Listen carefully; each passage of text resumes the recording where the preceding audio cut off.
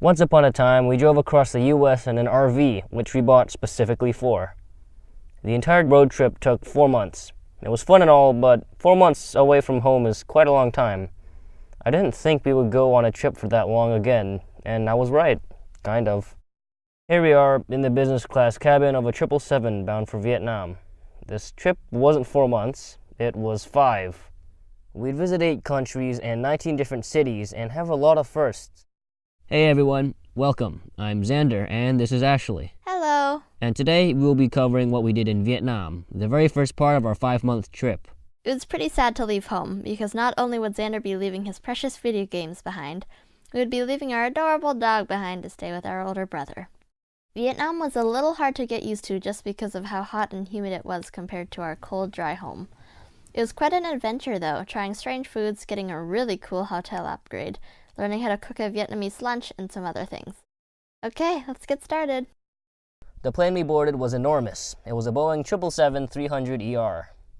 This was the first wide-body plane I've been on in about 10 years. We flew on EVA's business class. It was a first for both Ashley and I. Unlike economy, we got drinks, hot towels, and other things before takeoff.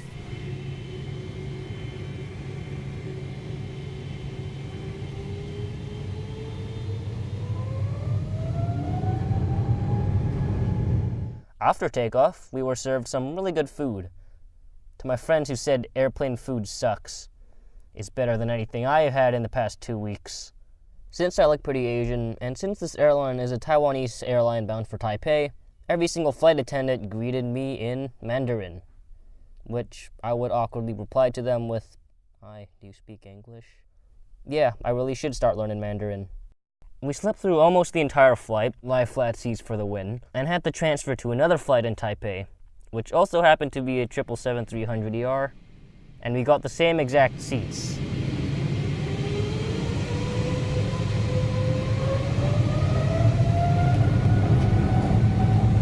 Again, food and service was both great, and before we knew it, we were in Ho Chi Minh City. Fun fact, the city used to be named Saigon, although that was before the Vietnam War. After the South Vietnamese lost, the North renamed Saigon after their leader, Ho Chi Minh. Many people still refer to Ho Chi Minh City, or HCMC, as Saigon. Even the airport's 3-letter code is based off of the old city name. It's shorter and easier to say, and I'll be referring to Ho Chi Minh City as Saigon too.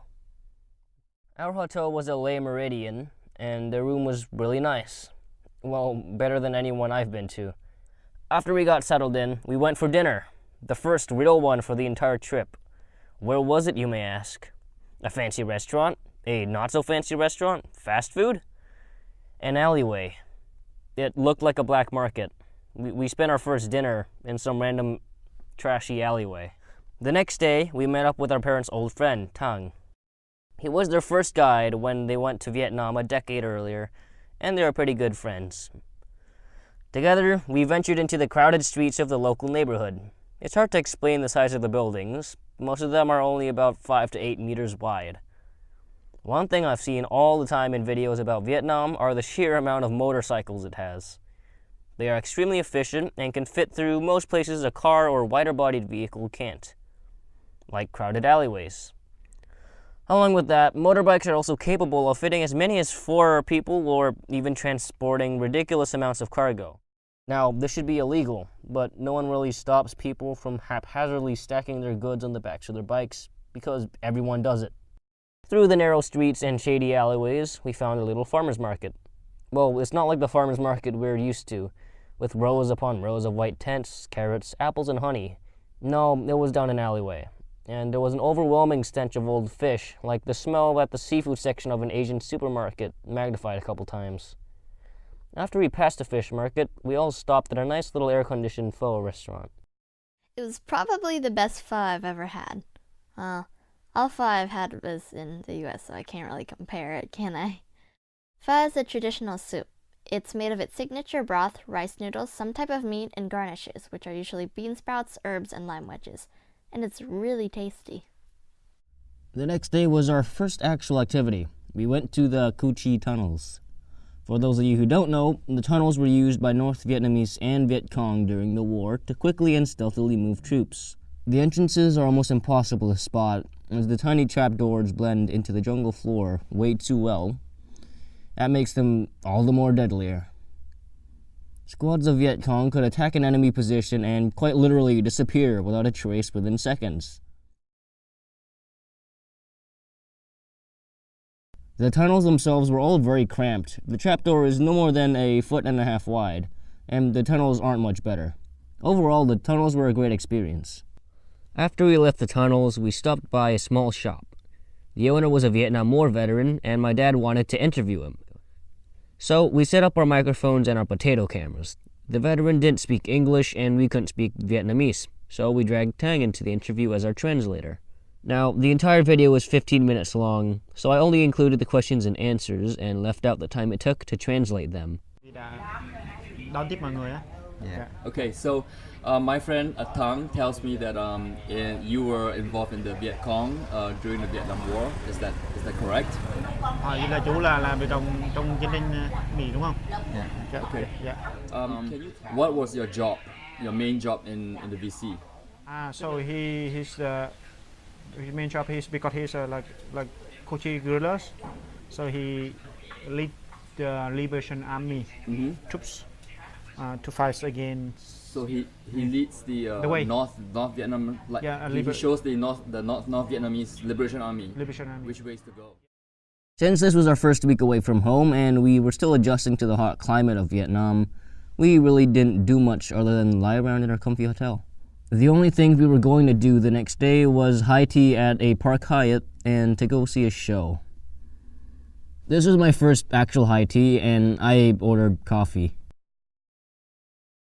The high tea place was actually in a Park Hyatt hotel, and it had a fancy but warm and cozy atmosphere. After we sat down, they served us tea and some tasty scones.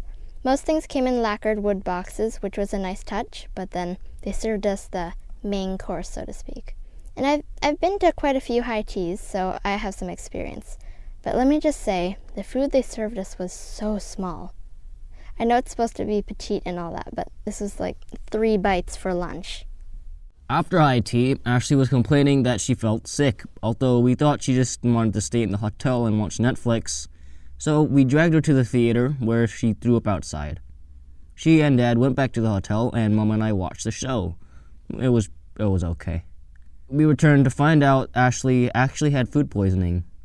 We were supposed to go to the Mekong River Delta and a chocolate factory or something the next day, but then I got food poisoning too. We canceled the trip to the Mekong Delta and we stayed in all day.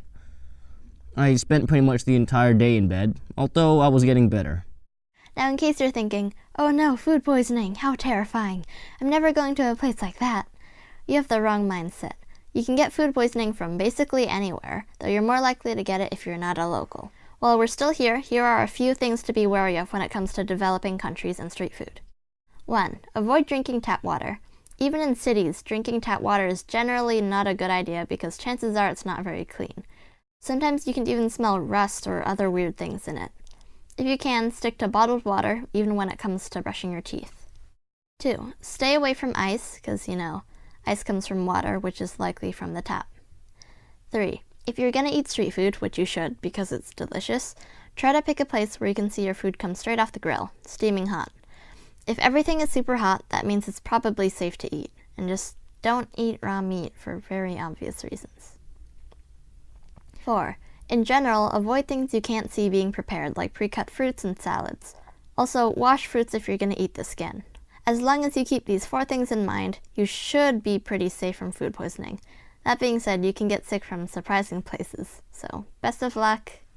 The next day, we were all better and went to the airport like food poisoning never happened. We flew Jetstar Pacific, the Vietnamese subsidiary of Jetstar Airways, which is a subsidiary of Qantas.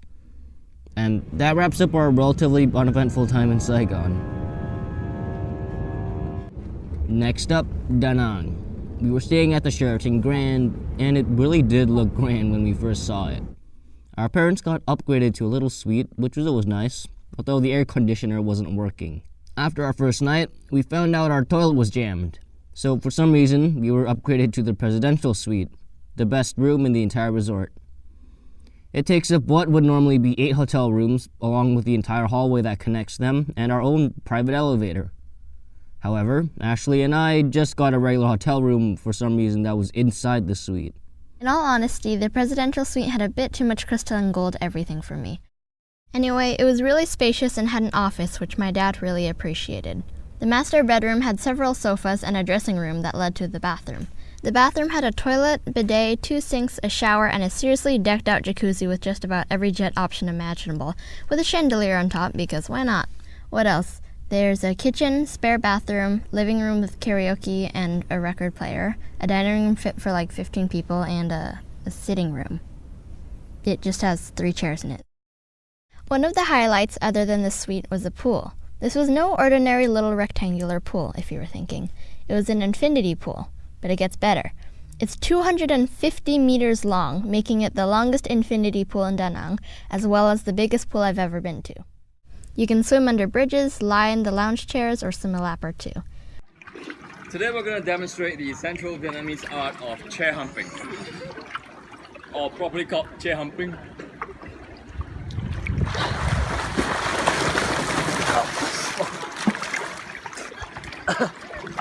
Once we got settled into our new suite, we went to Hoi An, one of the many UNESCO World Heritage sites we'll be visiting. Aside from the hordes upon hordes of tourists, there really wasn't much to see. The town's main attraction, some old Japanese bridge, was nothing special. There was moss and algae growing at the base, yet everyone was trying to catch a selfie with it in the background. Hoi An was fun, as well as hot and humid, as expected. We wandered around for quite a while, buying food and snacks as we went along. When the sun started to set, people decorated the alleyways and rivers with lanterns and candles. After a few hours, we stopped by a tea shop run entirely by the deaf. The waitress took us to a little room with a low table and cushions for seats. The menu was a fill-out form, and they had little wood blocks with basic words and requests that you could hold up to them instead of trying to play charades. We had some nice tea and cookies, then left and got picked up by our driver to go back to the hotel. And another place we were supposed to go to was this amusement park-like thing. Bana Hills. It was an old French colony built high up in the mountains a couple 100 years ago. It had roller coasters, arcade machines, and cable cars, which ran up and down the mountains. Bana Hills reminded me of Universal Studios.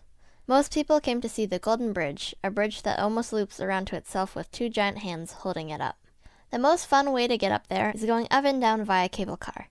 You can open the window and feel the cool breeze, and the view is very pleasant. After you squeeze your way through the bridge, you can wander around and buy food or treats from one of the many street vendors and go for the fun, slightly creepy amusement park part of it, filled with fun games and thrilling rides for all to enjoy. We spent a good amount of time there before calling it quits and taking the cable car back down.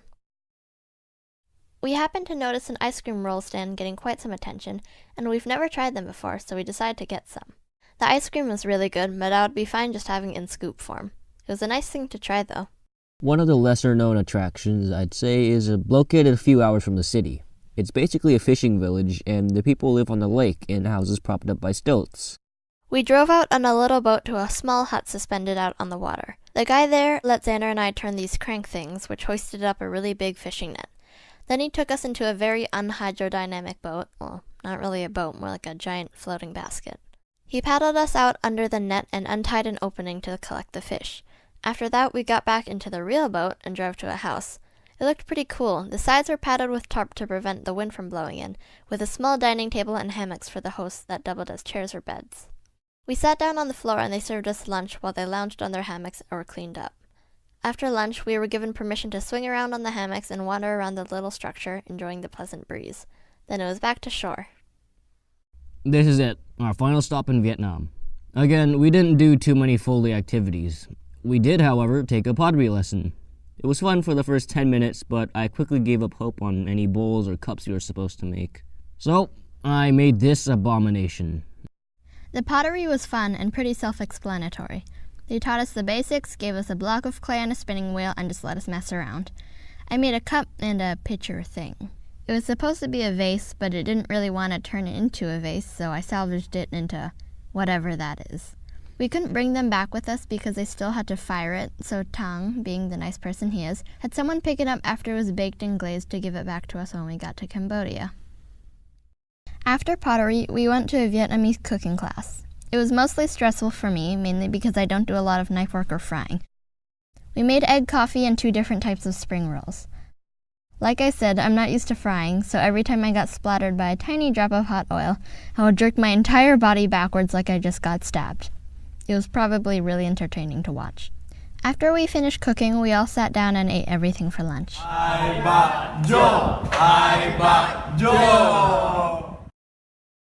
There was this shopping center, if you would call it that, a short Uber ride from the hotel. So we visited it a couple times throughout our stay. It had an atrium in the center, it was 5 floors high, and packed with little shops. They wasted absolutely no space. This old Soviet-era building looked like a small prison, and we just ended up calling it the Gulag. It has everything you could ever think about. Cheap clothes, maybe some old fruit and veggies, and some really shady brick building sets. It really is hilarious to see Lego sets literally copy-pasted and having their name changed up just a bit. After some time, we noticed a lot of women, especially the hotel staff, wearing these flappy dress things called out-eyes. You will see these absolutely everywhere. They're tight-fitting dresses with a slit on each side that goes up to the waist, showing a little patch of skin. People wear trousers or some sort of long pants underneath because Vietnamese women dress quite modestly, so if you ever visit this country, try to avoid short shorts and waist-deep necklines. I find that this dress is quite handy because you can have pockets. Guys, I don't know if you're aware of how rare pockets that can actually hold things are in women's clothing. Plus, this dress is sleek, and thanks to the splits, you can take long strides without tripping all over the place. And after our 4th day in Hanoi, we set off for Singapore. And that wraps up Vietnam. Even though the activities were pretty fun, the heat and humidity kind of killed the mood a little. We're too used to cold and rainy Seattle weather. We'll miss Tong though. Hey, maybe in another decade we'll see him again. Anyway, thanks for watching and we'll see you later. Bye!